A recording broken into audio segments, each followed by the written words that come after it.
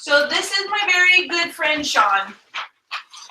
He's not only a good friend, but really, really knowledgeable with bikes and bike fits and aerodynamics and everything related to bikes. And he's like the best mountain biker I've ever ridden bikes with too. So, yeah. And yeah, please tell us. Yes, I will go into more detail, but okay. But thank you, You're welcome. Allison, and thank you for having me. She asked me to come and speak to you guys on a couple of different topics, but I want to start off with a little bit of history so you get at least kind of know where I'm coming from and where my expertise lies. I was a racer at one point, way back when. As a matter of fact, Allison's first racing team was my last racing team. And I have the distinct pleasure of teaching her a very specific technique. I don't know if she remembers this. I'm sure she will. Of descending. I don't know if you guys have ridden with Allison and having her go downhill, right? Taught her a very specific technique of descending, of which she turned around and won the Iron Horse the first year that she entered it using that technique. So that was pretty cool. Remember that? The sitting on the top The tube. sitting on the top tube, crunching down. And we're going to go into why that worked a little bit later today. So that's kind of our history. We've been friends for a long time, and back from when I was racing a lot, and then she was starting off racing. So. And you fit me for my TT position and won lots of stuff. I absolutely, yeah. I worked with Allison on her run to her quite a historic year of winning all those national titles in one year. I worked with her on her TT position, so that was really good. My expertise is in biomechanics. My expertise, I studied how does the body and the bike work together for a very long time. And I worked at the Boulder Center for Sports Medicine for a long time with Dr. Pruitt, worked on thousands and thousands and thousands of athletes. I've worked positioning-wise, probably 12 or 13,000 different athletes over my career. Last 7 or 8 years, I was working with a lot of the top pros. I've worked with Saxo Bank since 2009 and Tinkoff. I've worked with Contador. I worked with him every year. I've worked with Astana and Vincenzo Nibali. I worked with his position there. And typically, in any given year, would have about 120 to 130 athletes in the Pro Tour that I've worked with, as well as all of the top triathletes and those types of things. So that's kind of where my background is and my expertise is. And that's what I want to talk to you about a couple of things today. And mostly what's holding you back. So this is going to maybe scare some of you if you're not used to looking at that. Oh, wow. That is, if you can solve that, you can solve cycling, right? It's just math. Seems so simple, right? Well, let's take a look at it. Let's break it down. So this is all of the forces that are holding you back from going fast. What do you think the P is on the left? Power. Power, right? What energy do you have to put into the system to go fast? Now, we're going to break this down into component forces. And again, I don't want to scare you. I'm going to break this down into terms that are relatable and understandable. And because this is informal, by all means, God, any questions, just ask. Let's talk about some different stuff. A couple of things I'm not going to talk about that I know you've been hearing from your coaches all the time, right? What is the equation, or what is the discussion when you're going uphill? What's the problem when you're going uphill for power? Power to weight, right? So what do you think M and G are? Mass and gravity, right? So those are the mass, and then when we get mass and gravity, theta is actually the angle of the slope, right? So these two contributions here are going uphill, mass and gravity. That's what we need to work on. And if you're on a level playing field, if you're on a flat road, theta is 0. So now we don't have cosine or sine times v. So now we are just looking at mass and gravity, right? So we know your coaches are talking about that all the time. That's an important part of this equation, right? You can absolutely affect those with training. You can affect those, with trying to get mass as light as you can. Can we affect gravity, right? But I really want to talk about is things that we have control over in all of this equation. So we have control over mass to some degree. We have control over gravity, 9.8 meters per second squared, that's what it is, right? And if we're looking at going uphill or not going uphill. So I don't want to spend too much time on that. That part of the equation, that's the rolling resistance, right? You guys think rolling resistance is important? Yeah. How many of you guys have tried different style tires and different things going on? What's been some of your experiences? What's worked? What have you felt was faster or slower or those types of things? I'm trying to remember the type it was that we found that was fastest. I think Victoria were the slowest. Okay. Conti's, I think, were. How was that determined? Research online Okay. to see what other people have reported Yeah. for rolling resistance. Yeah. Rolling resistance is actually really tricky to measure because there's so many variables that play into it. So rolling resistance is common, is the thought of what is the tire acting on the ground, providing a frictional surface, friction to the slowing you down, right? There's a bunch of different aspects to it. Number one is, what is the tire made out of? How it's woven together. So again, looking back at this whole equation, what can we control? And you can absolutely control rolling resistance. So when we're talking about controlling rolling resistance, we can look at different weaves of tires, different road conditions and surfaces, right? That makes a huge difference. Chip seal versus nice smooth concrete makes a very big difference, or feels like it makes a big difference. In reality, the range, and these are grams force, is 0.0022 to 0.005. And this is a really nice tire on a really smooth road. And this is, again, we're talking road tires here. We're not talking about mountain bike or cruiser tires because then those ranges go up a little bit higher. And this is a rough chip seal road, right? So we're talking in the realm of thousands of grams of force from good tire to bad tire. There was a discussion about I have to run tubulars, right? Is it worth spending that money to run the tubular?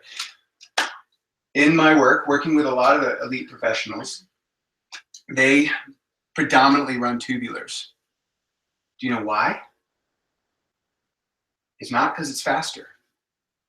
Amount of rubber that's touching the road. It's because when they get it flat, they can still ride on it until the team car comes. Almost overwhelmingly, that's the reason they ride tubulars. It has nothing to do with them actually going fast. In fact, Tony Martin is a gentleman that I've worked with a bunch, just won his 4th world's title. He won it on clinchers. The reality is between the tubular and the clincher, we're probably talking from 0.022 to 0.021 for a nice set of well-woven tires, right? It's not a huge range.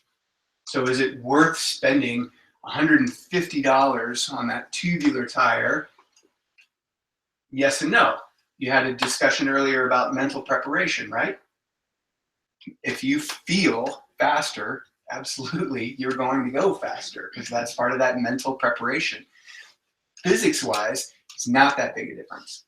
What they typically do on those tests to figure out rolling resistance on some of these tires is they have these drum tests, and they have a specific pressure. And that actually does matter, how much downward force, because the tire is exerting on a drum, and the drum is usually a steel drum, which is not a road surface, right? That's where it becomes really tricky, because they can't measure rolling resistance on a road surface. They have to measure it on something that's in a lab. And you don't have all those variations that happen with road surfaces. Have you guys heard about or are aware of the discussion of the lower tire pressures nowadays, right? That's because of this. That's because people are realizing, you know what? It's not that big a difference in rolling resistance, yet the comfort that you feel of not bouncing on a basketball tire over all those little imperfections allows you greater handling of the bike. It allows that little bit smoother ride. So there's kind of the deal with rolling resistance. What do you guys think? Can you talk about width of tires? Because I know like a fad right now is to have a little bit wider. Yep. And so what that does is creates a little bit different contact patch. So that contact patch becomes a little bit wider instead of longer and narrower. What that does is it adds a little bit more lateral stability as well, because you can ride when you're riding 26s, 26C instead of 23. I mean, I remember when I was racing on the track, we would get 19s and pump them up to 200 PSI. Crazy. Still happens, right? Yeah. Crazy, right? It's not faster. It's actually slower. Because I didn't pull, there's actually an inside formula of creating this. And one of those is, like I said, the pressure exerted on the ground. And so if you have a really high pressure tire, it's actually exerting more pressure on the ground. Obviously, mass is coupled with that too, right? So that actually increases rolling resistance. But again, how much are we talking? We're talking thousands, right? It's not that big of an increase, but at the comfort level of having a little bit wider contact patch, the way the tires roll into the corners a little bit nicer, that's kind of where that's the reason that they're going that way. 28s. What's that? 28s are now. Yeah. The road. Yeah. But it's not necessarily slower or faster than you're just saying it's very comfortable. For a lot of it is not necessarily slower or faster. The drum tests will show that it might be slower, and that's where it always, because again, looking at this and looking at the surface, but what the 28 does is it rolls over those imperfections a little bit more and doesn't have those stuttery bounces across the top of the imperfections. You get anybody ridden mountain bikes, as Allison was talking about? So suspension, full suspension bikes are categorically, hands down, faster than hardtails. Period. Period. They are faster. Why?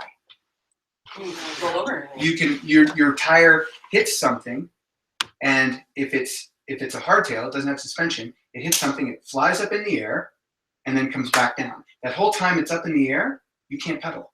You can't apply power. Take that to a level of the road tire hitting an imperfection on the ground, same thing.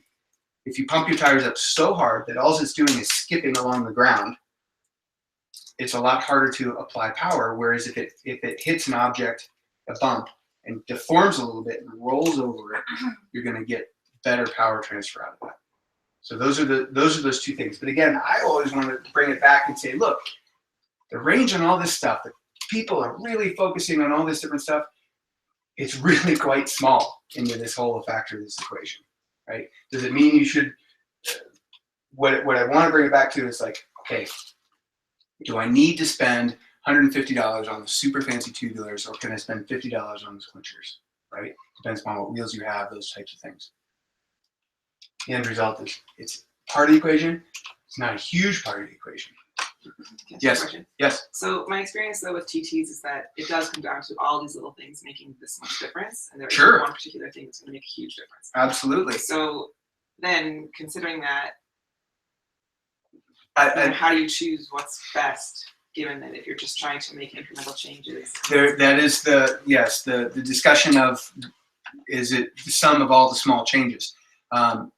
In the TT world, there are much bigger forces acting than the rolling resistance. One thing that I will take a caveat, one thing that is not included in here in this equation, because we're taking it as a given because everyone has it, is the frictional components of chain, of gears, of the cassette. Everyone's got that. You can't control that. There's the variances between Shimano and SRAM, they're negligible, right? So that's kind of like a constant. But that actually is in there. So there are some things, and you know. So for instance, this is pretty hilarious. With a lot of those pro teams, I was with Tinkoff last year. I was talking to one of the mechanics. They go through 1,000 bottom brackets a year, and they go through a set of derailleur pulleys, and a set of the derailleur pulleys about every week. They pull out derailleur pulleys. doesn't necessarily have to do with them being worn out. It has everything with them, the mental preparation of, it's got to be new because it's going to be less friction. But ceramic speed is just willing to just give them 1,000 derailleur pulleys and just say, go for it, right? The bottom brackets they go through because they power wash the bikes. So no doubt. You guys power wash your bike? Good. Good. Because yes, the power washing the bike will blow out all the grease in the bearings, and then all of a sudden, especially with the ceramic bearings, the difference between a nice ceramic bearing and a nice steel ball bearing, we're talking tens of thousands. Yes, it's a little bit better. Is it worth $100 for tens of thousands of grams of force? I don't know. Whereas what we can actually do when we start going away from rolling resistance, when we start talking about this whole aspect right here. What is this, right? That's your aero contribution. We look at the whole system.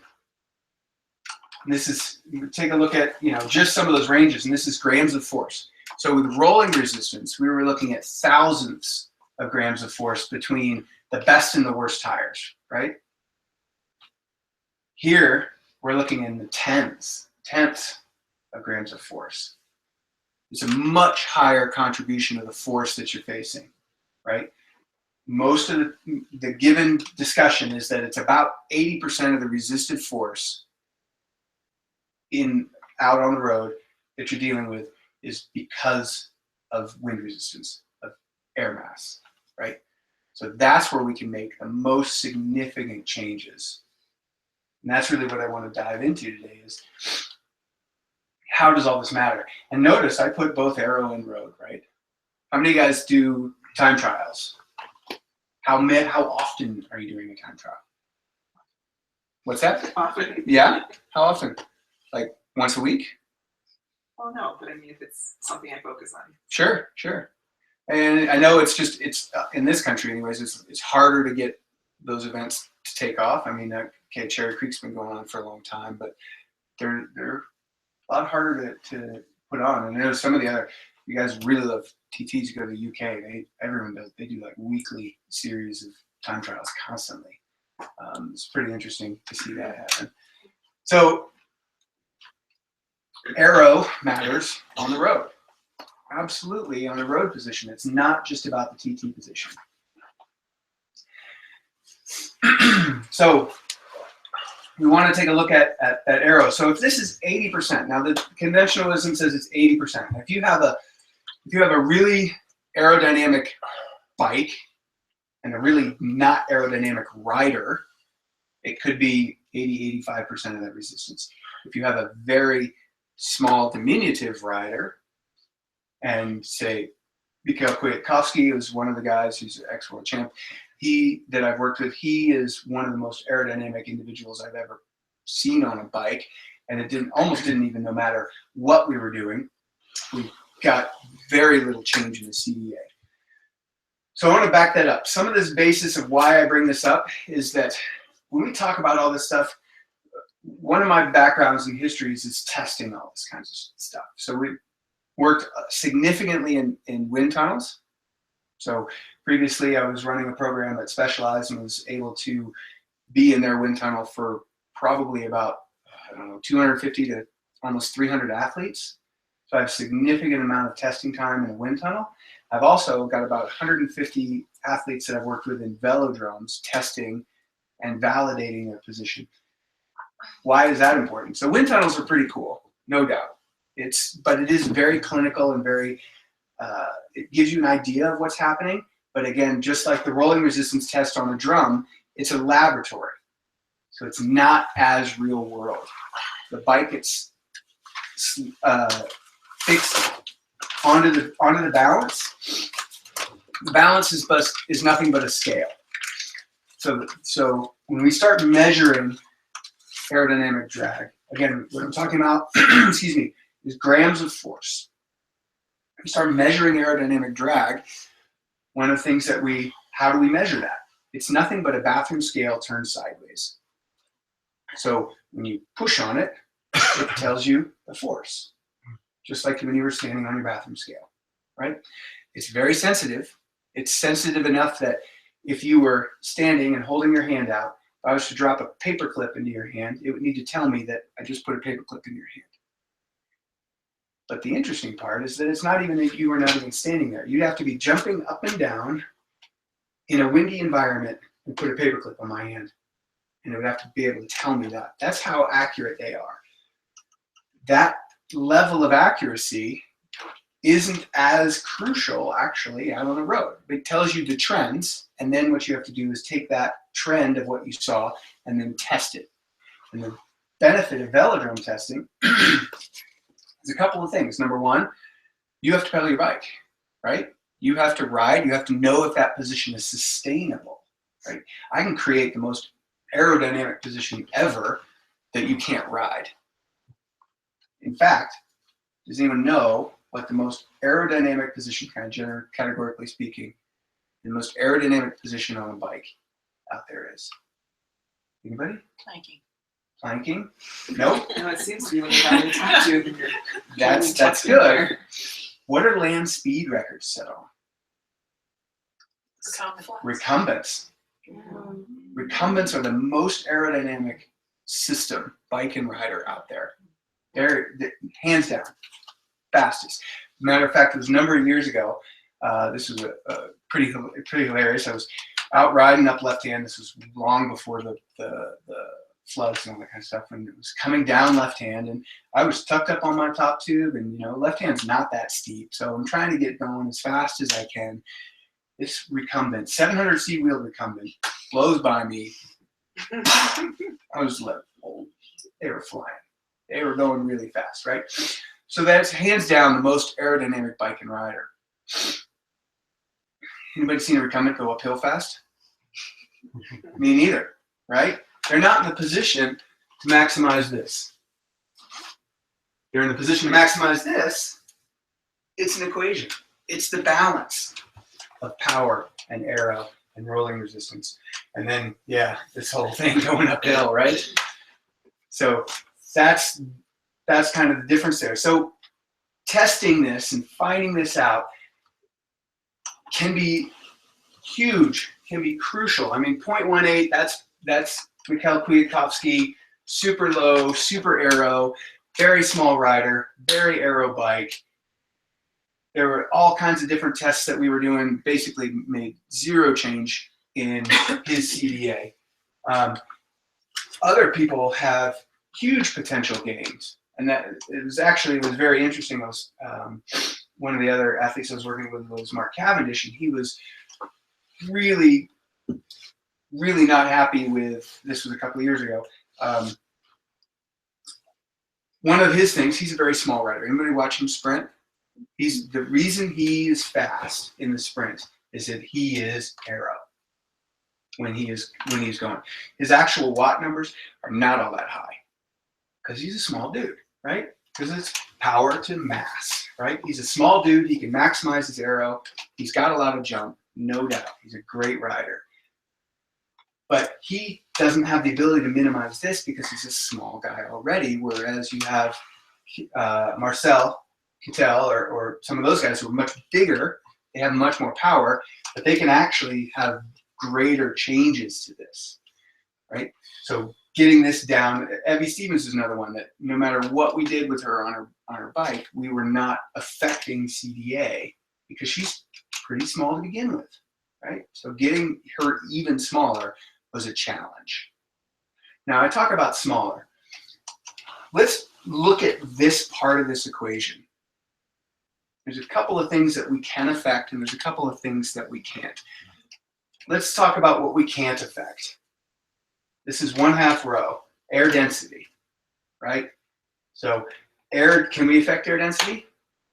Yeah. Why do you think sometimes they want to do hour records at Mexico City or someplace that's up higher, right? But on any given day, if you're at a race, all of the competitors are facing the same air density, 1/2 row. So this is humidity, this is temperature, this is all this kinds of stuff that's right here. So on any given day, we don't necessarily can affect this, but if you have the ability to affect it, say you wanted to go for a land speed record, right? So where do they do those? salt flats of Utah or Nevada, which are up at about 4,000 feet. So they're up a little bit higher. You know, you could do some of that testing, but it's harder to generate the power up higher too, right? It's also interesting, some of this affects obviously the speed. Having lived in California the last few years, going out riding and going down some really steep and fast hills, you never hit the same kind of speeds you do around here. I mean, the fastest I've ever been on a bike going down Cottonwood into Buena Vista. Anybody done that descent? Super fun, super fun. You can get going crazy fast. There's one stretch where it's like 8% and then just drops off to about 14% and it's straight as an arrow. And you're at like 11,000 feet. So in that situation, we were, you know, me and a teammate of mine, we hit over 70 miles an hour going down a hill. We take that at sea level, you can't even get over 55. Those same kind of conditions, because that's the effect of air density, right? But we can't affect that in any given day. Speed, velocity cubed, right? That's important, but we're racing, right? So do we ever want to go slower? Do we want to affect this by just slowing down? No, unless it's team dynamics, those tactics type of thing. But if we're just talking about how fast can we go, say we're on an attack or on a break, trying to go solo or a time trial, this is going to be as high as we can go. We're going to maximize what we can do there. It's V cubed, right? So how fast do you have to go for arrow to matter? Anybody heard that discussion? Have that discussion? Like, oh, it doesn't matter because arrow doesn't matter because I'm going so slow. 10 miles an hour or something? 21. The answer is, if you're moving, arrow matters. 2 miles an hour. Even then, right? So always matters. Because it's V cubed, the faster you go, the more effect it has. We know this inherently, right? Think about if you're walking behind somebody in a headwind. Does it really matter? Are you saving energy? You are. Not that much. If you're going 15 miles an hour on a bike, you're going 30 miles an hour on a bike. If you're going 70 miles an hour in a car, you're going 700 miles an hour in an airplane, 600 and something miles an hour. Becomes critical, right? So because it's V cubed, it's a cube log. So the faster you go, the more effect it has. But it is effect even down at slow speeds. And that's the key. And I'll get into a couple of different examples of that as we start talking about a couple of other things. Now, when people start talking about arrow and what makes a body arrow, or what do they strive for improving with aerodynamics, two things come up. Most importantly, people talk about this, frontal area, right? Oh, we got to be small. You got to see what I do to reduce my frontal area into the wind. And it is important, no doubt. That's what I was talking about. Oh, can we make this rider smaller? That's the A component of this. Have you heard this term, CDA? People use that, throw that around all the time when they're talking about aerodynamics. What's the CDA, or what's the CDA? It's coefficient of drag in frontal area. So frontal area is absolutely a critical component of that. And, well, let's take a look at some clear cut, even just on the ranges, right? We go from the arrow position, or let's say we go from the road position at 0.45, we go to the arrow position at 0.30. Even that's the worst case scenarios, right?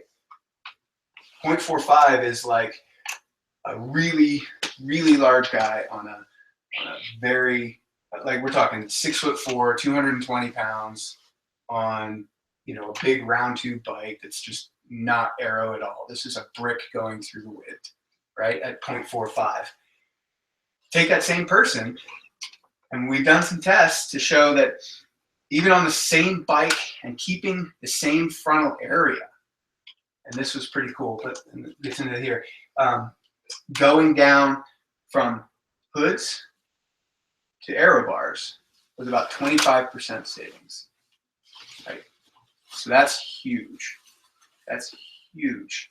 And this is a little bit more discussion with triathletes, but when I talk with triathletes and I ask them, how often are you in your aero bars? If the answer isn't 95% of the time, that means they're just going slower, right? Because if you're not in your aero bars, think about that on your TT. Yes, I know sometimes you've got cornering situations, you've got super steep uphill, you've got to generate more of that P that you've got to get out and jam, get on those bars.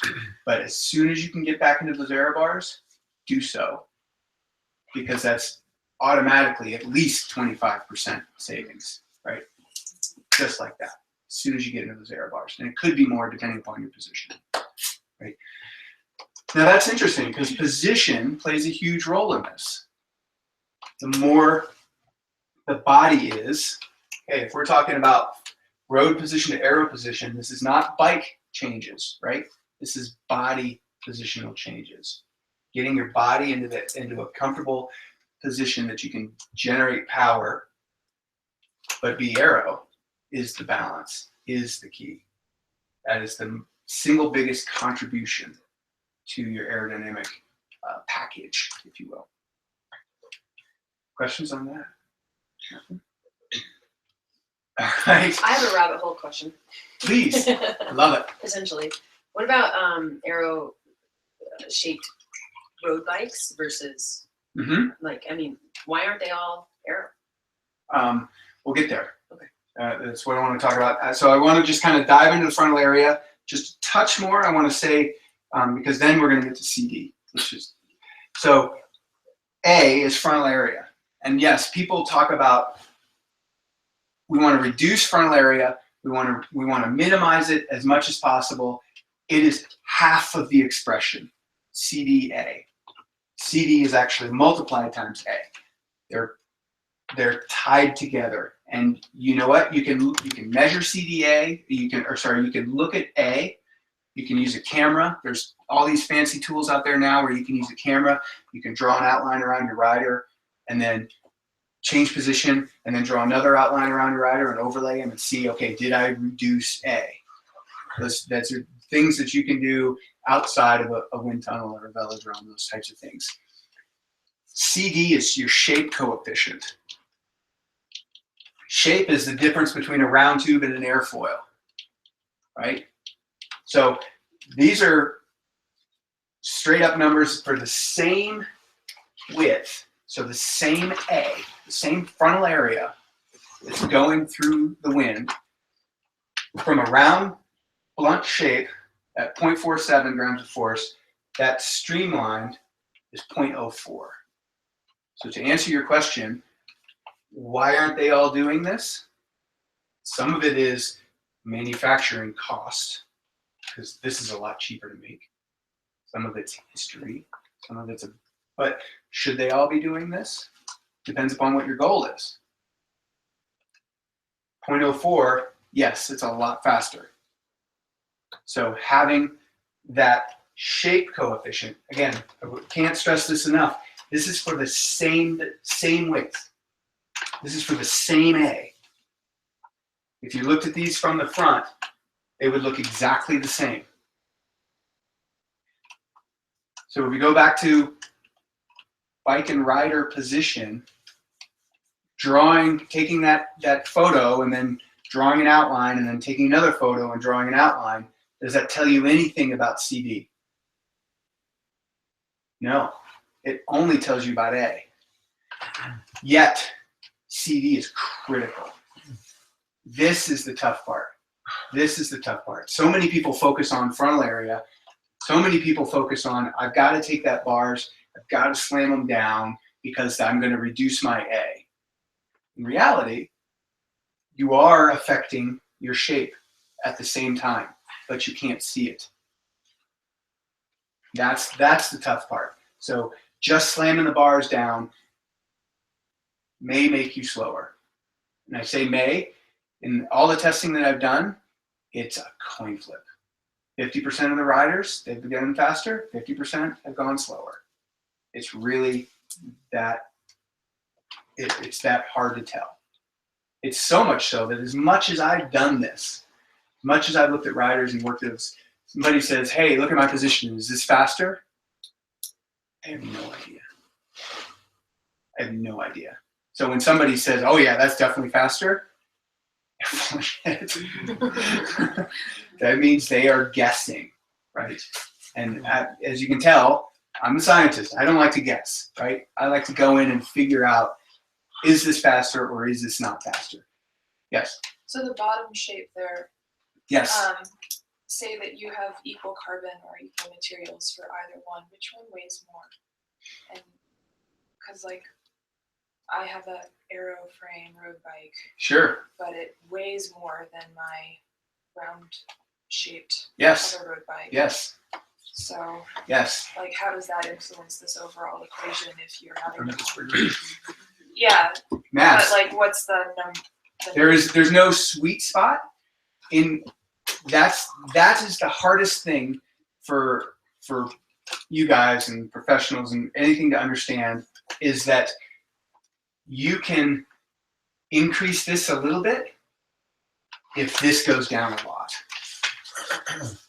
That is so difficult for a lot of riders to understand because they're so focused on this, right?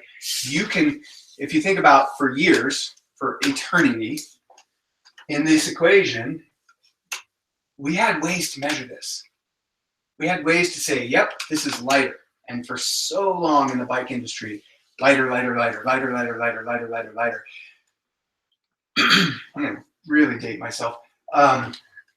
First aluminum frames that came out, crazy light, crazy, much, much lighter than any steel frame that was out there.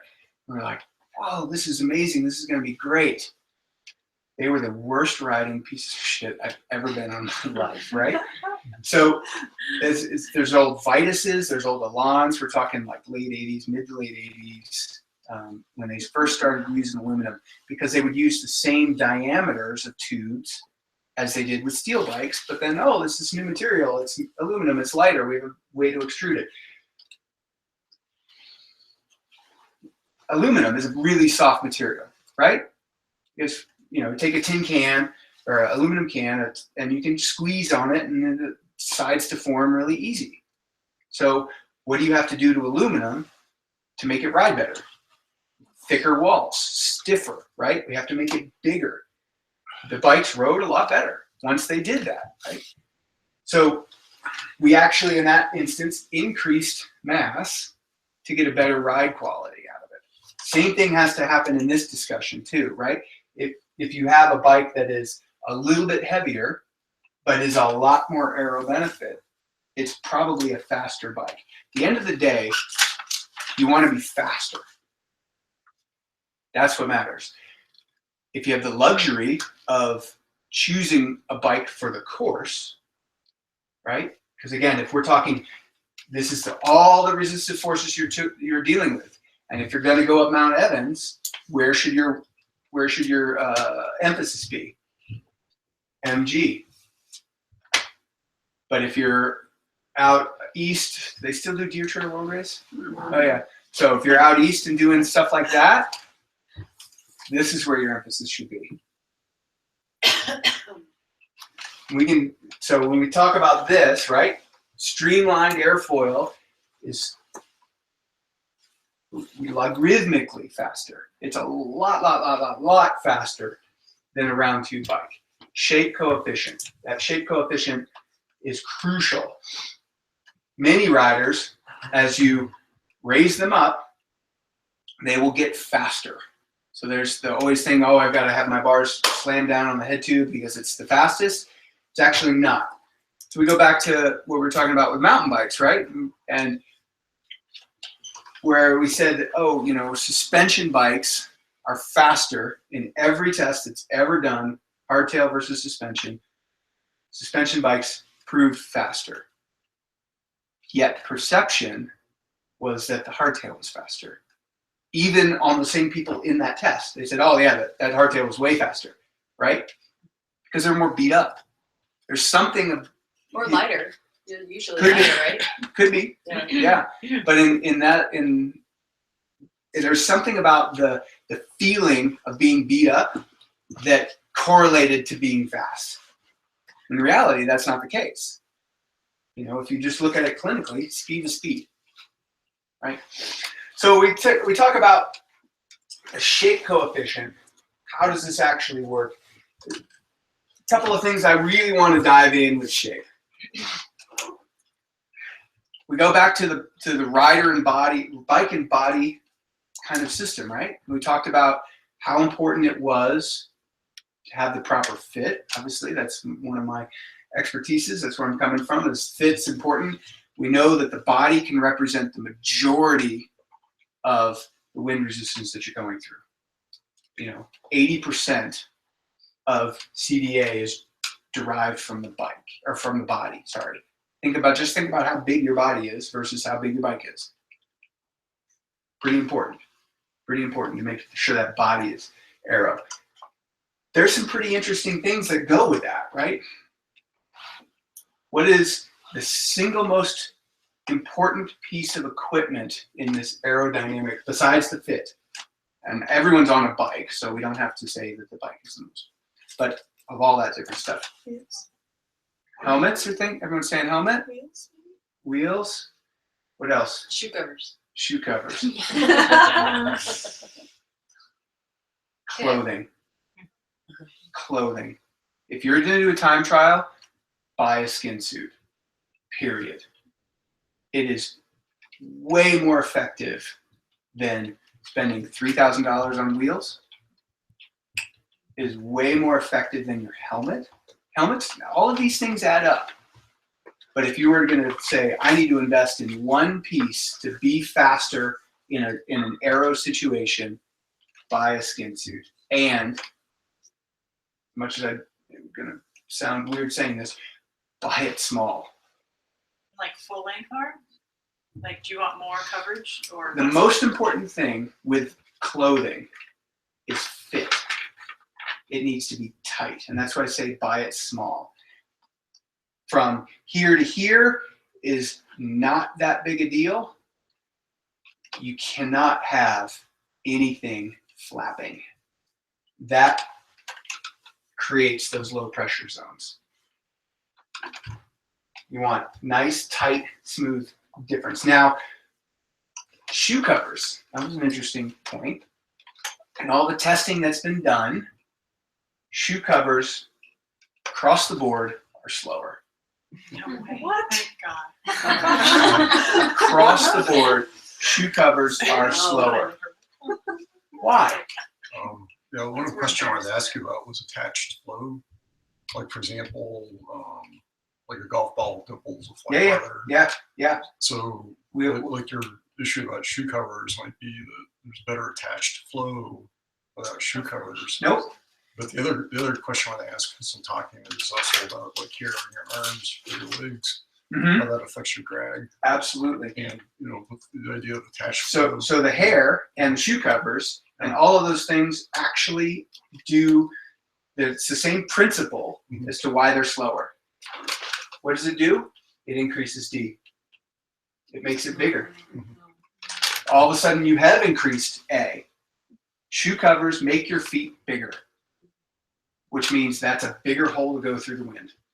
Hair makes your arm a little bit bigger. You've got a boundary layer of air that sits onto that hair. So it basically takes your leg and says, okay, now it's a little bit bigger. And that's why, when you saw I don't know if you saw those videos of the testing, we tested a bunch of different people, put them up on YouTube. It was crazy how fast shaved legs were. Arms, not so much. In testing in an aero position, most of it's hidden, right? So we want to make sure that the hole that you're punching through the wind is your entire outline and not necessarily just this outline versus this line. So a lot of the forearm was hidden, just in the aero position. Beards were not un-aero. They're right here. They're already hidden, right? The wind is already hitting here. So the fact that you got a little bit more here wasn't wasn't that big a deal, right? But legs absolutely were, and their cyclical action through the air. So shoe covers generally were slower. Different materials on fabric. Let's talk about clothing, right? Different materials on fabric were negated by cut and fit.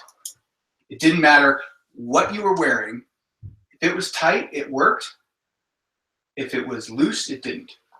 I remember very specifically testing, when we found this out, testing some specific fabrics with, and this was with Cavendish. That was a crazy day. So normally, like you go to wind tunnel. Before I worked in that wind tunnel where we had full-time use of it in California, we would go to Washington or we'd go to San Diego, and we'd take an athlete and we'd take a bunch of equipment, and we'd have, tunnel time is about $1,000 an hour or something like that. But that seems okay. But then by the time we think of a day of testing, flying everyone there, getting all the equipment, doing all that kind of stuff, all the prep work, it's probably about $20,000 to do a day of testing in a tunnel. So how long, how many variations, how much are you going to do in the tunnel?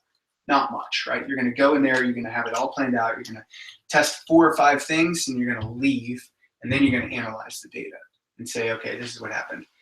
So in any given test, when we were at San Diego, we would do maybe 25 different data points in a day of testing. When Mark came that one day, we were working with him, we did 117 data points. We would just test 8 hours in the tunnel. Let's just test this, let's just test this, let's just test this. At the end of the day, kill me if I tell a story when I tell it anyway. At the end of the day, he is a very interesting, crazy, like kind of loose cannon personality guy, as you've already determined. He's mellowed out a little bit over the last few years, but he's still pretty crazy. So at the end of the day, after all of his tests, 8.5 hours into it, he says, you know what? I want to see how aero it is. Like, what? All the clothes came off. Jumps in the tunnel. That's awesome. Pedaling his bike. And we're like, okay, record. Get some data. And unfortunately, we almost had a good data set of clothing versus no clothing, except for halfway through the data set, he stands up on the bike, so it breaks his position, looks down. We're like, what are you doing? He's like, I just want to see it flap in the breeze. Oh, Mark. So he's an interesting character. But it was one of those data sets that we were doing was he had all of these different materials of clothing.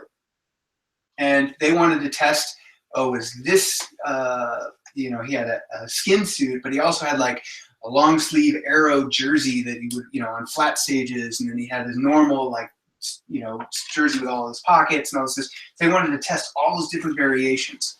So we did.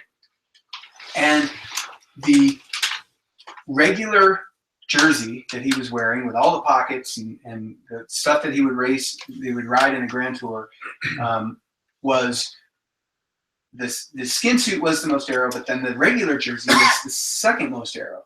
And then all the other variations of aero jerseys were slower. And of course the clothing manufacturer was there and was like, I don't get it, I don't understand that's the material that and it kept on testing slower.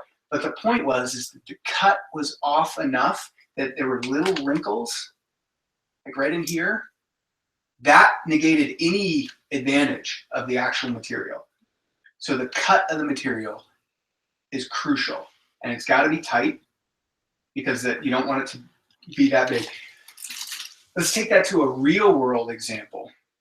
That, okay, you guys are all racers and have done that, but let's take that to the Gran Fondo rider. So we did some work and tested that flappy windbreaky jersey or windbreaker. It's cold in the morning, you put that windbreaker on because it's cold and it's flapping in the breeze and you're riding. Over a 6-hour Gran Fondo, 100 miles, that flappy jersey added a half an hour to their time. right? And just in the drag, and that's shape. It's a little bit of A, but it's really destroying that stream airfoil shape. The tight clothing absolutely is critical when you're trying to do anything dealing with this. And like I said, it's way more important. You can go on eBay and buy a skin suit for, 50, 60 bucks. Has way more effect than the $3,000 wheels. Because again, the bike is 80%. The bike is 15 to 20% of the wind resistance that you're dealing with. The body is 80%. So changes made to the body are much more impactful than changes made to the bike. Helmets are crucial. Yes. I'm just curious, since a lot of us in here are women. Yeah. The women's upper body shape, obviously different than men's. Let's say shoulders are the same. Mm-hmm. What kind of difference does having a bust cause for wind resistance? Not much, unless you have an unzipped jersey, because then it's a parachute. But in the testing, and we've actually done, that was a question that was raised. Is there a quantifiable difference between body shape and in the wind tunnel? And the answer was we couldn't determine it. We couldn't determine it because the variations in anatomy and position are huge, are absolutely massive. So that's the only thing that we could determine, is that if you were wearing a jersey that was a zipper and you had that zipper down, now you had a parachute that was much more. But just like the beard, right? So yes, there are widths differences. So there's widths of hips and widths of shoulders, and men have that more broad shoulder typically, and women typically have that broader hip, but it's hugely variable. And that's that we weren't able to determine like a common thread to say, do this. So that was good. Helmets are important. Like I was saying, yes. Sorry, can I add on to that for a second? Were you guys able to look at the difference between, in a woman, if you are trying to be more aero and from that forced down position versus if you're up higher, because you were saying sometimes being up higher is faster. Yeah. But in the condition of, for a female, is that true if you're then increasing? It was not categoric per gender. It wasn't saying that, women needed to be up higher or down lower. Typically, actually, in my history of working with athletes, women can be lower. And that's always a very big discussion and very, point of content of contention, thank you, because women typically have much better ranges of motion and much better stability than men do. So they can be more aero. And that's a common misconception. Oh, this guy's a huge racer, we're going to throw him down. In reality, super tight, super hard to put in any position.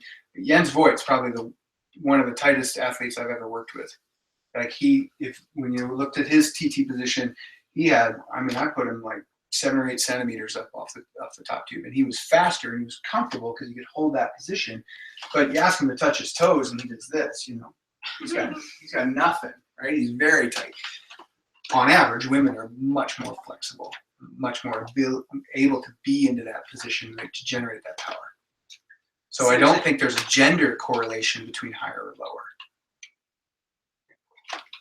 What about hair? Hair is important. If you're in a talk kind of coupled with helmets, right? So let's talk about airflow and coupled with helmets. Helmet data is very interesting. So companies will put out, this helmet is this amount faster, this helmet is that amount faster. Well, it's relating to the body. And so how does that helmet work with this body in this position? How does that helmet work with the body in this position? So as the body changes, the helmet ranges change and the effect of it changes. I always get into, it's a tough discussion. I can't put a hard number on this helmet is this much faster. For what we typically do is look at a helmet across a range of head shapes and a range of bodies. And that's what not a lot of companies are doing now, unfortunately, because wind tunnel time is expensive, right? They don't want to take 40 people to a tunnel and test the same helmet on 40 different people. Because what they're going to get is actually kind of a bell-shaped curve of the effect of that helmet. They're going to put the mannequin with a head on that mannequin and put it in there and say that's faster, and off that same mannequin. But that mannequin shape isn't necessarily your shape, right?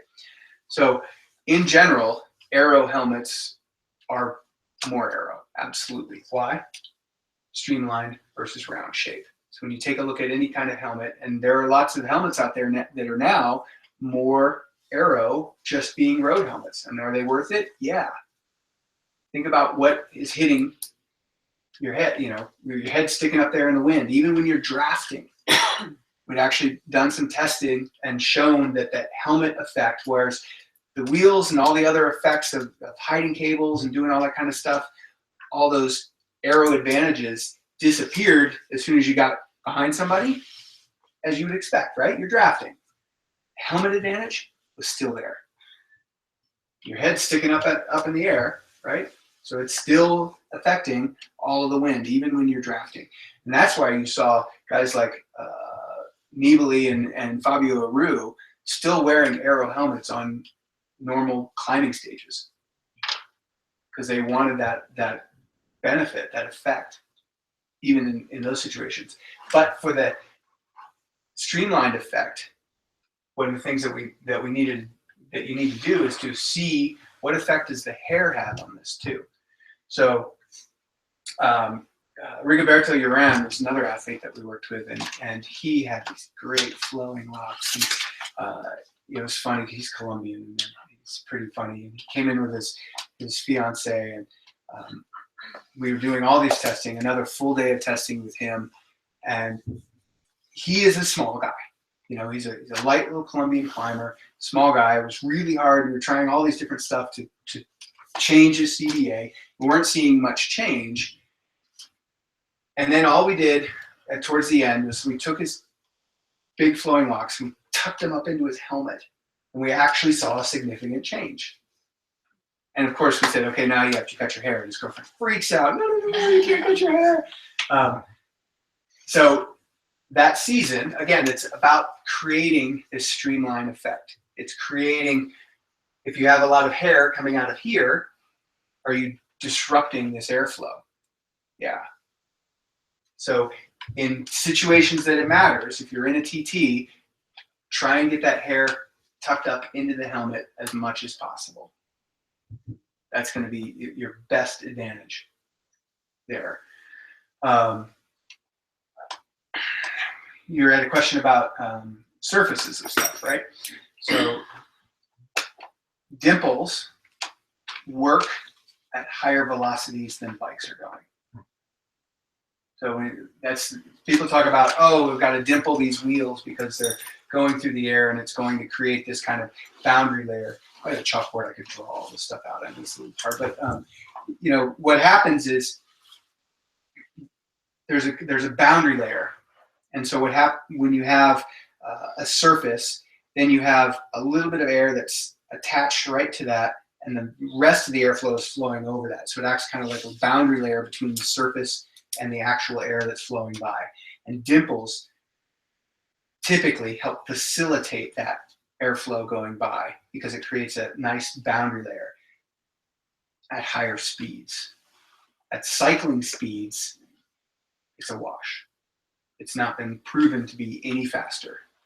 So as you start talking about textures and you start talking about surfaces, those are critical elements in aerodynamics when you are a plane, when you are going 250 or more miles an hour. Velocity cubed, right?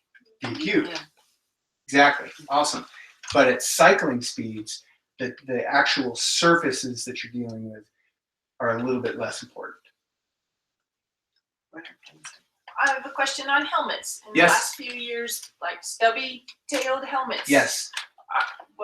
Why? Why? One of the things that's been happening over the last few years, position-wise, and this is where I feel like the stubby tail has been driven from position-wise, is that athletes, especially in the Pro Tour, don't look up the road very much, unfortunately. We as regular athletes and non-closed courses, we have to see where we're going, right? Those athletes, they don't. They honestly don't. They have headphones in their ears, and they look down, and the team director says, okay, you've got to turn in 200 meters to the right. Okay, look up now. They look up, make the turn, and put their head back down. So the shark's fin sticking up in the air isn't that fast, right? So what they do is they just chop that shark's fin off. So if you take a look at your body, if I'm sitting looking at my hands the whole time and that arrow helmet sticking up here, it's not doing me a whole lot of good, so I might as well cut it down. But most of our athletes, if we're here, now that helmet is actually doing us that importance of that airflow, of that streamlined body shape. But most of those athletes don't TT like that. If you watch them, they don't. I mean, Froome is obviously the worst case scenario of staring at your stem all day long. But you guys seen that website? Froome staring at stems? Yeah. Staring at other people's stems is what it is. So that is what one of the problems of our industry, of cycling industry, is that a lot of equipment is designed off of guys that are racing in a situation that nobody else will ever be in, you know? So they're in the ideal world where they don't have to, they can go through 1,000 bottom brackets in a year, right? It doesn't matter to them. They have team directors telling them where to turn, what to do all the time. So if you can keep your tail on your back, theoretically that would be faster. Theoretically. Except if your head sticking up to keep your tail on the back now increases your frontal area, right? So if you can do this is good. If you have to do this, that's slower, right? That's always kind of like, you work on all the rest of the position, you get everything down, and then the last little bit is where can you hold your head? And one of the things that we found that works out really well is taking your chin and trying to bring it towards your thumbs. If you think that kind of brings you here and not here. So this won't work. You're staring at you can't see where you're going. And yes, the UCI actually has banned putting a mirror here to see where you're going. That was done People did that? ages ago. Wow. Yes, that was done ages ago, and they've actually banned that. So you can't put a mirror down on your handlebars looking forward. The other thing that they kind of digress, so generating power, yeah, I guess I can go there. Pushing down on the pedals. Again, I'm a scientist. I deal with this kind of stuff. I love looking at this kind of stuff. Every force is an equal and opposite force, Newton's third law, right? So you're pushing down on the pedal. Where's the reactionary force? Up, right? Backwards. So if all of your force is pushing down on the pedal, there's a reactionary force back up. How do you brace against that? You got it? Core. How important are core exercises for cycling? Huge. And I want to really emphasize that, because again, if we take it to the scientific terms, if we're pushing down, there's a reactionary force pushing back up. Your core is what stabilizes you against that. Back in the 80s, there was an experiment with track racers. And what they did was they took a weightlifting belt, tied it around their midsection, and then tied it to the top tube. They were putting out 40% more power for about 3 minutes, and then their legs were completely fried, and they could not pedal anymore. It's banned. You can't do that, right? That's UCI banned that. But think about it. That's the reactionary force. If you're pushing down and you have something to brace against, how hard can you push down? A lot harder, right? Your core acts as that weight belt. If you can fire that core and have a nice strong core, you're going to be able to generate more power to the pedals. Think about that rider that you've ridden behind, and you watch him bouncing, right? Right off the bat, they don't have a strong core.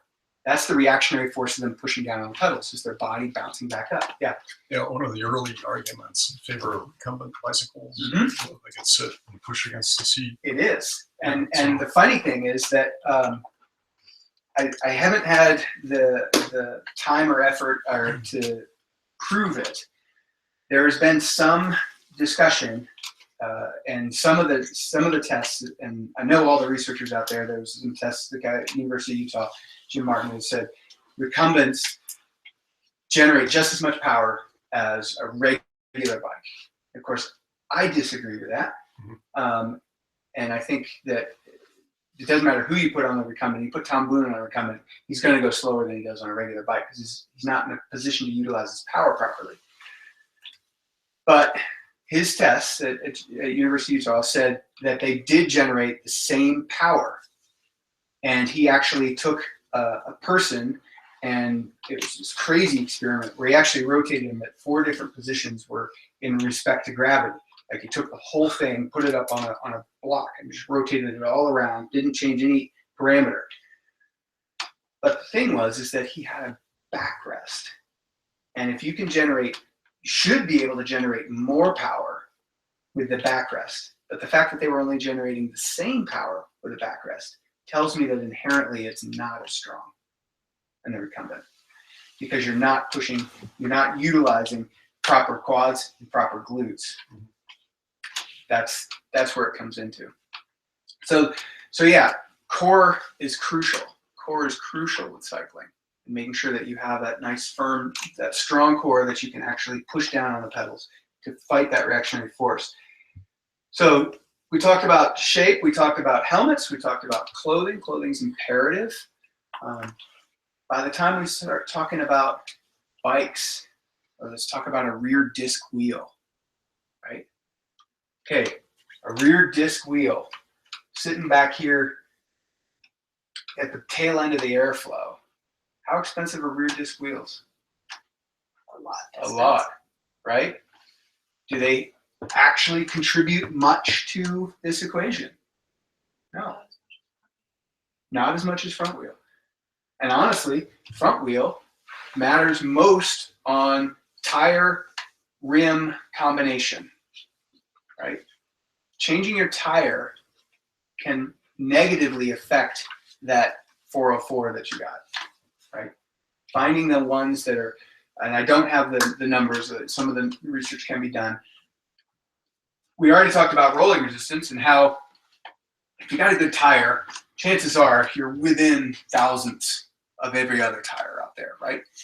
So changing rolling resistance isn't that big a deal, but changing shape, and that shape of having that tire where that tire mates onto the rim, right? Because this, you could look at this as a tire and an arrow-shaped rim. That's what this is right here too. But again, we're talking 15%, and how much is the front wheel of 15% of the entire package, right? Biggest changes will always be to the body. So and thankfully, they're actually the cheapest changes, right? Clothing, getting the proper bike fit, making sure you're dialed in the position that you can hold your head in the right shape. Helmet, relatively inexpensive compared to wheels, compared to a new frame. Hiding cables is pretty important too, getting them out of the way. Aero bikes have come a long way, and thankfully they're becoming way more mainstream. Yeah. Yeah. What about spoke shape and number of spokes? In our testing was inconsequential. In all cases. Yeah. In all cases. So I'm fine on 36 spoke wheels. Yeah. Great. Whatever. That increases mass. Yeah. Right. Okay. But a round spoke versus arrow spoke in the testing that we did, inconsequential. Okay. And then reducing the number of spokes doesn't matter. Yeah. Okay. But think about, what are we doing here? We're looking at shape and CDA. So having less spokes, going through the wind, having less spokes, I don't know if you're going to do that. It's still the same shape. Yeah, you haven't measured any difference. Yeah, it's immeasurable. What about crosswinds though? Mm-hmm. So crosswinds are pretty important here because one of the things that happens is this is all straight in, head on, which is sadly to say we use this because it's easy to see, but in reality this is not most of the condition that we're feeling. Most of the condition we're feeling is crosswind. Right? Most of the time we feel some form of crosswind. Is it ever 90 degrees? Rarely. It's usually somewhere between 8 and 12 degrees of yaw. So that's the how far off you are to one side. Relative wind means your speed vectored with true wind speed. So if you're going forward at 30 miles an hour and the wind hits you on the side at 30 miles an hour, a true 90-degree angle, relatively you just felt a 45-degree gust halfway between, right? And that's with the two same speeds. Now, as we start talking about different intensities and you're going slower, wind's going harder or slower, different angles, you always figure some form of yaw. This shape actually gets better because what happens, airplane wings, you generate lift. So you're actually generating lift and sail area, which helps pull you through even faster. So this is actually the worst case scenario of what a streamlined body does. And that's so much better. This doesn't matter, right? Because it's round. It's the same shape no matter which way the wind's hitting it. It's always going to be at that kind of grams of force, that coefficient of shape coefficient. This actually gets better in yaw because we start generating lift. So absolutely, I would have some of this streamlined body. The point you're getting at, I guess, would be wheels. You have to be able to hold on to them. If you can hold on to them, it'll be faster. That's a call you're going to have to make on those particular days. I would run the deepest section that you could hold on to, especially with the front wheel. If you got to a situation where it was a gusty day and you wanted to run your 808 on the front, but then a regular square aluminum rim on the back, go for it. Because again, what are you affecting on the back? Back here, not much. Even in the crosswind. Even in the crosswind. I mean, yes, it helps some, but it's less effect. The front wheel, if it's one of those days where, man, I don't think definitely can't hold my disc, but I don't know if I can hold a deep section. Try riding around with a deep section on the front only and see if you can hold it, if that helps you hold it down a little bit better. So again, you want to go straight. This is slower than this. Checking the mailboxes, we call that going up the hills, right? Paperboy. Yeah, exactly. So Exactly, yes. it doesn't sound like you're making an argument for the squeals here. I'm not. Yep. I'm not. Okay. Do I like riding a disc wheel? Fuck yeah, they feel So awesome. good. It's like the emotional. Yeah. The sound that they generate, but looking at hard data, if I don't have one, if one's not given to me, I'm not going to run out and spend the money to buy it. Yeah. Is there a momentum effect, or it helps just like with your pedaling? How about the 3 discs or the 3-spoke? Three spoke. Opposed to a disc. The one of the fastest wheels ever tested was the old head 3-spoke. Faster than I don't know of the new 2016 wheels, but it was within microns of every other wheel that we ever saw. And that wheel came out 20 years ago. That old head 3-spoke was super fast. So having that shape and the way those blades were, again, it's more 3 big of these. But by the time you take that shape down to the size of the spoke, it was relatively inconsequential. But because it was so much larger, it was generating lift. So yeah, if it's able to control, if you have a set, run it. Run it. One of the things that you guys can do is you can do some testing, and maybe you can work with Ali on this. And so there is ways that you can test some of this stuff that's not necessarily just having to do it in a lab or doing it doing it in a velodrome. If you have a super still morning, and I seem to remember, okay, it's been a few years since I've been here, but you can go out on a pretty darn super flat road to minimize this. And I believe like not 66, but there's some pretty flat roads, North Boulder, Northeast Boulder, that you can set up a 1K straight thing, and you can run. And it's first thing in the morning. Now we have wind is not being an issue. A lot of times we have some super still mornings, and you can run, a timed event, and doesn't even have to be a kilometer. You could probably do a 300-meter section, and you could have stopwatch, start and stop at each section, and then make a change, and you have to maintain your speed. So you have to have some sort of speedo so that you're looking at it, and you maintain your speed, time. You can run that equation. You can figure out, if you have questions, it's something that's possible that could be figured out without spending $1,000 an hour. Actually, I have a calculator that could do that. I have an equation over it now that could do that. So that's something that's possible at Catawba Valley. If you guys are interested, we could set up something like that and run some tests, figure out if you had questions. Hey, is this position faster than this position? I would look at gross changes. I wouldn't look at really small gross changes. I mean, like big changes, not really small, like trying to figure out if your watch is more aero than not your watch. That's going to be hard to determine in that situation. That's where you need that full wind tunnel laboratory. But yes, sir. So I have a gazillion things to work on in my time trial, but Great. I've always wondered, Yes. with hands, Yes. like my hands can be here, they can be here, or they're moving around a lot. Does that matter much? Comfort matters most. In most of the time, if I was to isolate just the hands, so if I was to cut off the wrist, and because we did this, test here versus here versus here versus here versus here, inconsequential. However, you do something with the hands, it affects the rest of the body.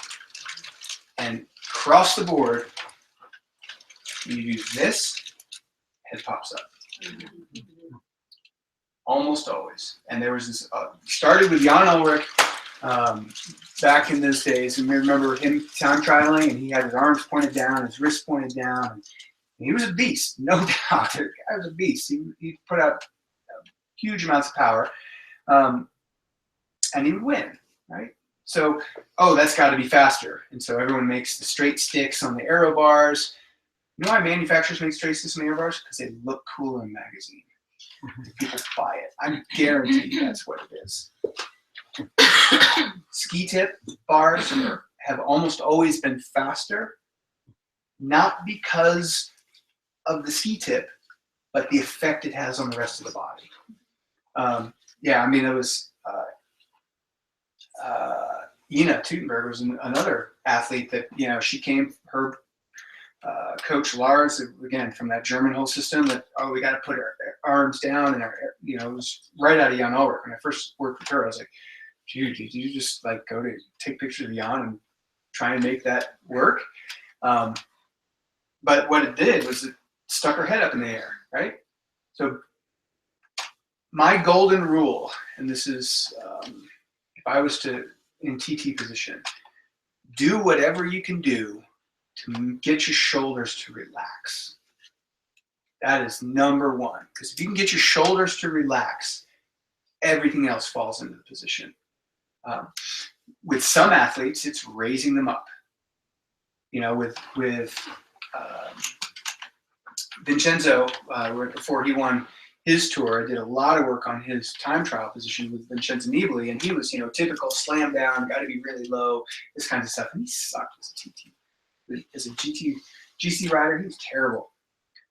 But we did a lot of work, and the biggest change was I actually raised him 4 centimeters in the front.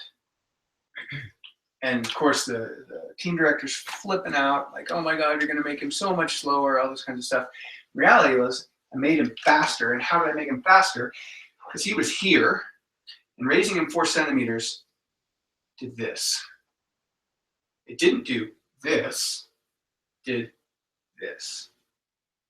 Now he had slack in the system. His shoulders relaxed.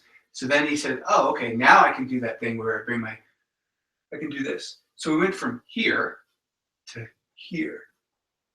Huge change in A, and huge change in CD by introducing relaxation in the shoulders. Yeah. So is that why when you're watching a tour or one of the big races and you look at their time trial bikes, they have those platforms kind of under where they're the stack? I mean. Yes. Some of them do, some of them don't. Working in that world is very interesting. Some of them are very open to change, but a lot of them aren't. And so it's fun to work with regular athletes again and work with people that are interested in going faster. There are digressions. Sometimes these guys, when you go in, their positions have to be set by January 1. They will not make changes, even if it's wrong, even if it hurts them. They will not make changes after the first of the year. That's a superstition. It's just won't do it. Won't do it. It's crazy. Even when you say no, you could be faster. Yeah, but it doesn't matter because I need to train. Right. The part about the tough part about bike fit and the tough part about biomechanics and we have these huge adaptable bodies, right? Some people are very adaptable and can absorb changes. A colleague of mine at the UK, Phil Burt, he coined the term, some people are micro adjusters and some people are macro absorbers. So what does that mean? So if you're a macro absorber, it means you can make big changes and it doesn't matter. Some people are micro adjusters where just a little bit of tweak here and there matters significantly. Adrian Costa is a kid that's up and going right now. I think he just got on ETICS or had been on ETICS last year. I worked with him when he was on Cal Giant, and he was 19 at the time. He went and we worked on his aluminum bike because he was 19. They just gave him an aluminum bike, and here's your aluminum bike with your 105 components or whatever. So we worked on that and got that great. And he actually won Redlands, huge race. And then a couple weeks later, they gave him a carbon bike, and he just kind of threw it together.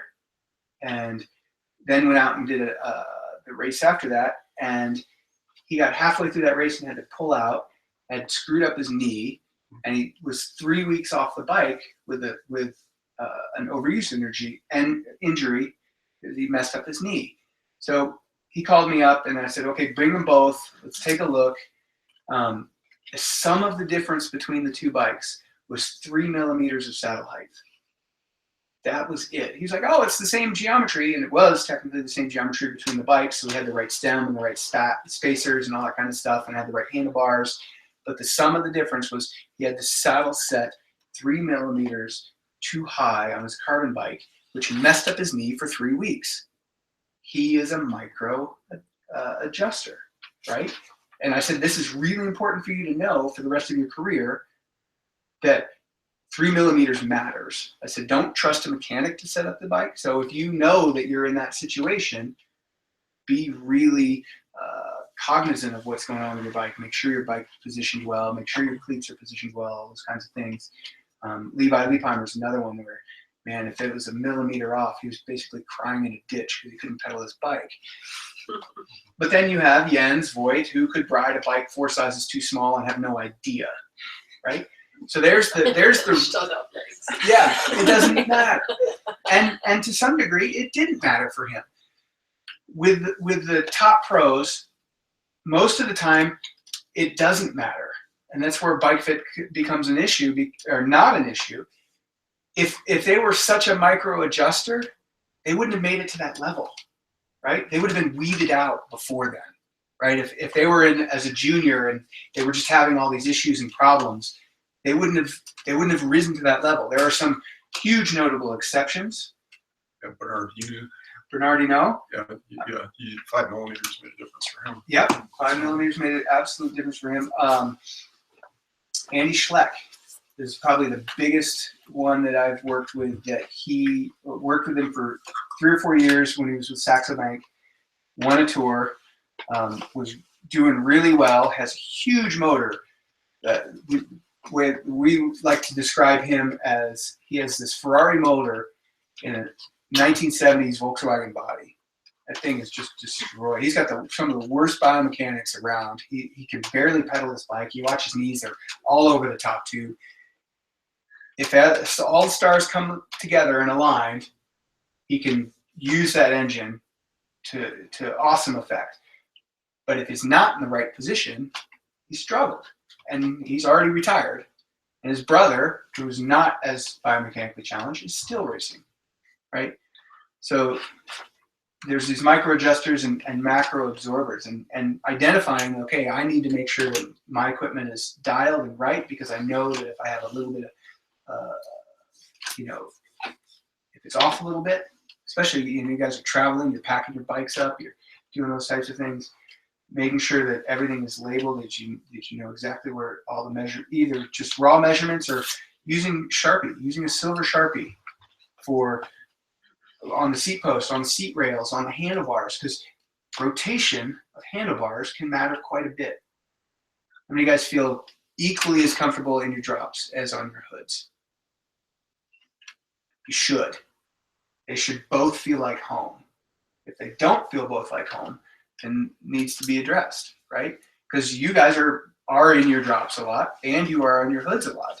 The average recreational cyclist is probably only on their drops descending 10 to 15% of the time, but you guys are down there a lot more, so it needs to feel comfortable.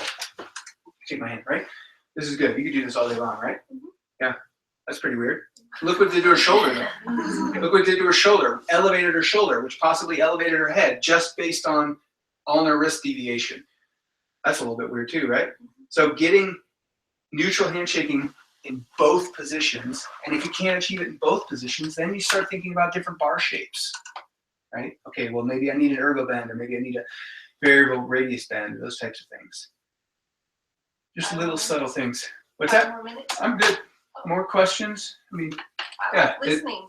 it all boils down to, yes, I know it's a scary looking equation, it's math, right?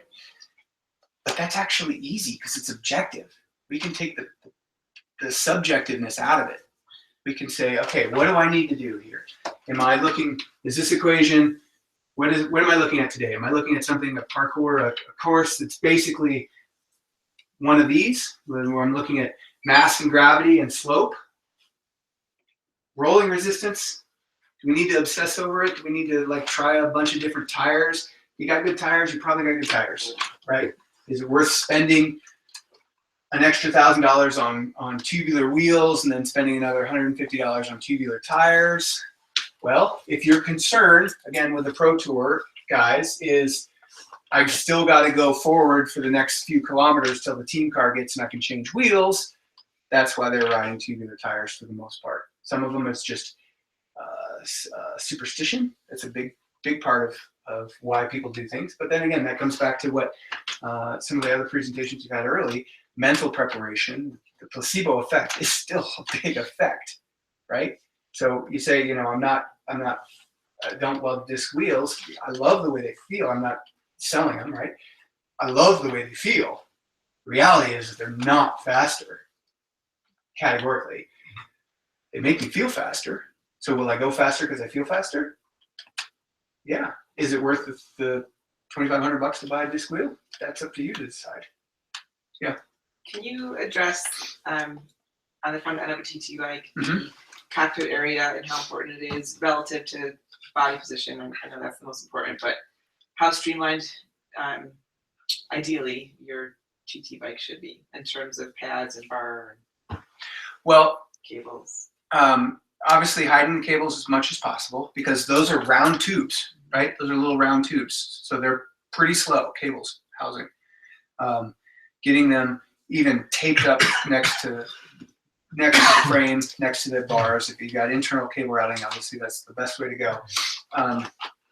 In terms of the body is most everything. So making sure that in terms of talking frontal area, so years ago we used to say, the you've got to go fast. To go fast, you want to create this wedge and go through the air like this way. That's just praying you don't crash. It's really all this is. It's actually not faster. If you think about frontal area, if you take a look at me from the front, I've still got to get within my hips and my shoulders. So if I'm just looking at frontal area, is this faster than this? Not really. It's the same frontal area. It's a shape equation of which it's almost impossible to measure without a tunnel. Again, 50% of the time, somewhere in here, usually straight forearms because you want to hide the forearm behind the hand. And then as long as you can get your, what I look at from the front, when I take a picture or look at a video, I want to get this humeral segment at the width of the hip. If it's narrower than that, I don't know if that's faster without testing. But I know if it's wider than that, I've created more frontal area. Some folk like wider, and in certain situations, I'm really talking about track specific.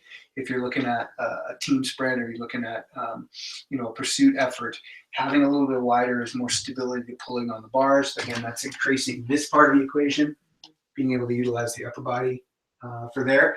But in a time trial, in a steady state, you're maximal, but still you're going at a steady output.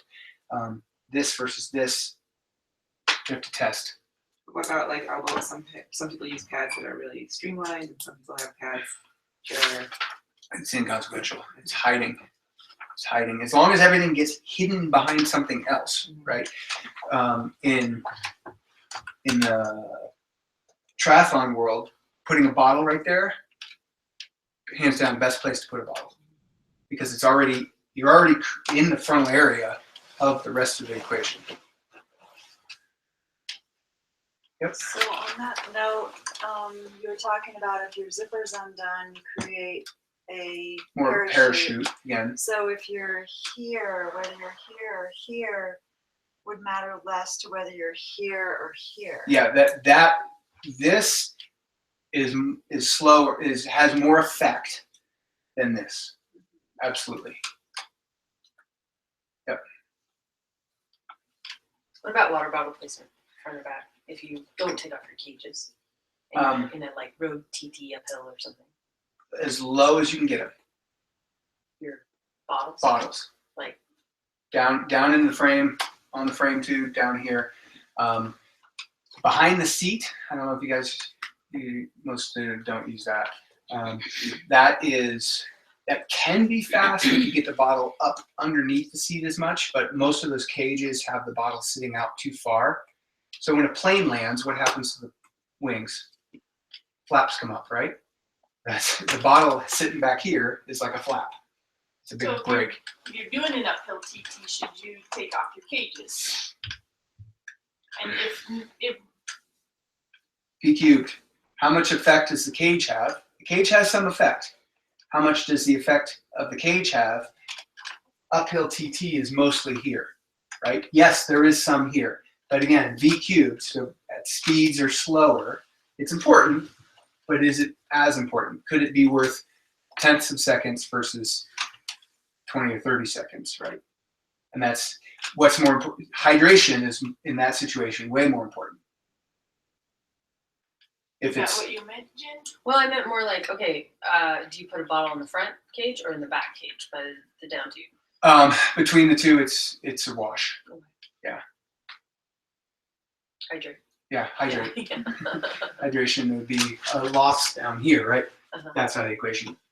Maybe choosing your shorter bottles with it because it's longer. Yeah. Yeah.